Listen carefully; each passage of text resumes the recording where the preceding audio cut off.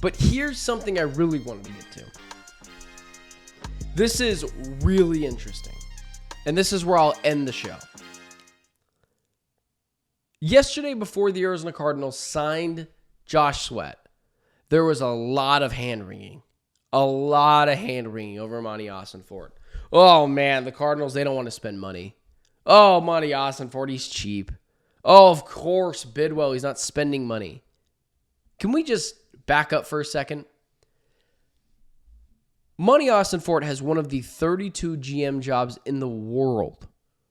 And you're telling me he's willing to sabotage that by saving Michael Bidwell a few bucks? Bidwell doesn't save any extra money because they keep their $60 million in cap space. It's a revenue-sharing league. Sure, maybe he makes a little bit more, but it's a revenue-based sharing league. So it doesn't have anything to do with Bidwell. Now, signing bonuses, things of that nature, sure, but that's not a Bidwell thing. And the other more important thing, to everyone going after Monti Ossenfort yesterday, I actually got in a debate with my buddy who was trying to tell me Steve Keim was a better offseason general manager than Monti Ossenfort. Monti Ossenfort has continuously done well in drafts. Even last year, it wasn't a superbly elite draft class, but it was good. Still got a lot of talent out of those guys. Outside of Budda Baker, Kyler Murray, and what? I think that's it. Budda Baker, Kyler Murray, and that might be it. Trey McBride. Outside of those three guys, there are no Steve Keim draft picks on this team, and you have to add Zaven Collins to that mix. 4 dudes on a 53-man roster. Steve Keim couldn't draft to save his life. Monti Ossenfort has gotten more starters in 2 years than I think Steve Keim had in his whole tenure as the Cardinals general manager.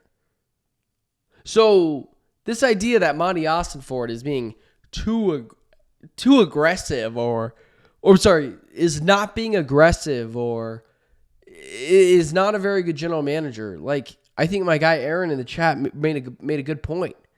Monti had to come in the first year with no quarterback, I might add. Kyler Murray is recovering from torn ACL and fix everything. He had to rid this team of players.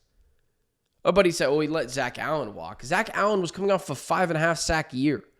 No one thought he was going to be the second coming of J.J. Watt after he left. Hey, we're going to blame him for that? Oh, Byron Murphy, you let him walk. Yeah, well, that one I don't have a good excuse for. It happens. It happens. Just trying to rid this team of Steve Keim guys. And that's what he did.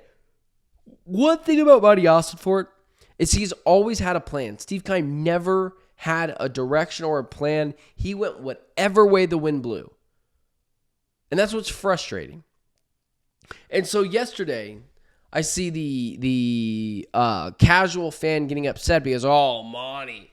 Oh, he's not spending money. Oh, man, why didn't he overpay for this, that, and the other?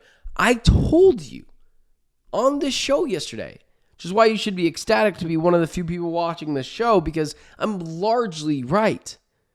This free agency class is terrible. It's not good. Milton Williams, the third string defensive tackle on the Philadelphia Eagles behind Jordan Davis and Jalen Carter, got like $26 million a year. I told you that was going to happen.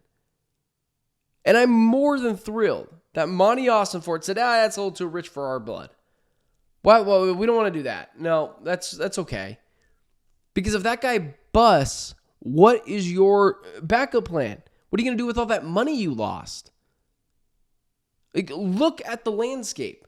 Javon Holland barely got signed today. Like, it's not a very good free agency class. I'm thrilled that the Cardinals are acting like a smart organization and not spending every bit of their pennies that they have left to make you feel better. It's fake outrage is all it is. You wanted the Cardinals to spend money, or at least a decent amount of fans wanted the Cardinals to spend money.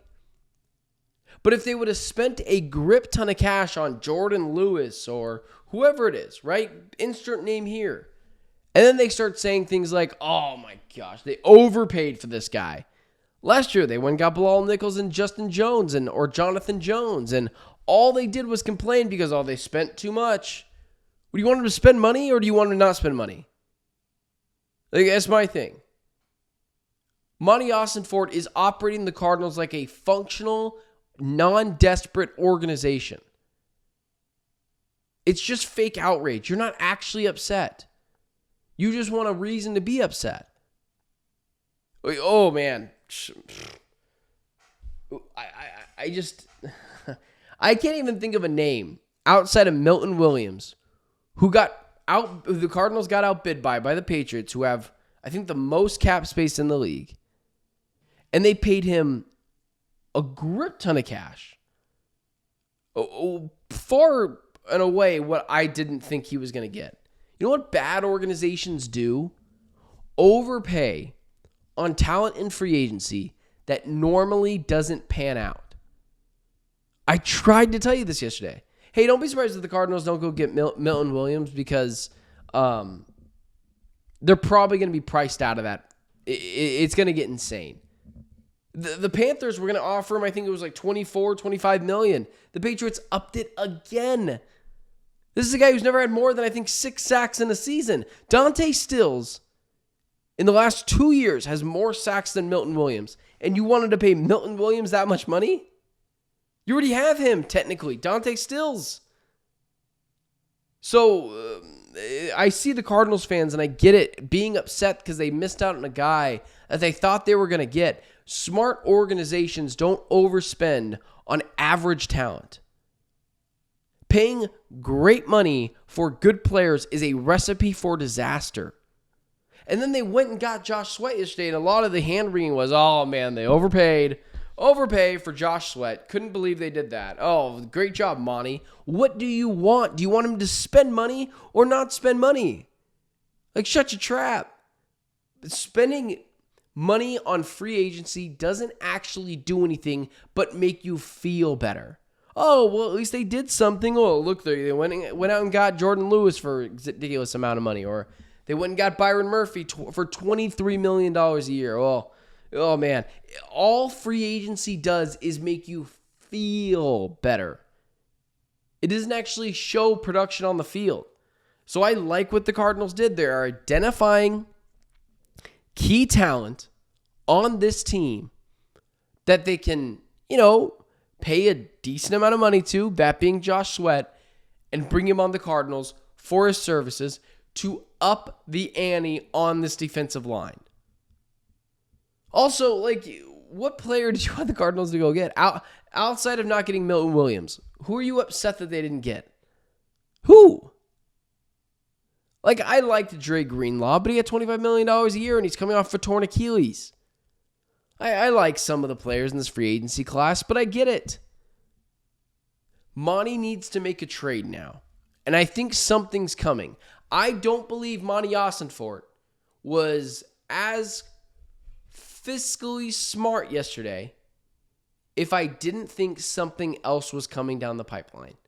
Whether that's a Micah Parsons, whether that's a Trey Hendrickson, the job is not finished yet. They need to identify whatever talent is out there on the trade market because I believe building a team through trading and the draft is 10 times more important than doing it through free agency where you spend money willy-nilly, and by golly, the fans are so thrilled that you did that. No, it's not the way it works in the NFL. Grow up, Peter Pan.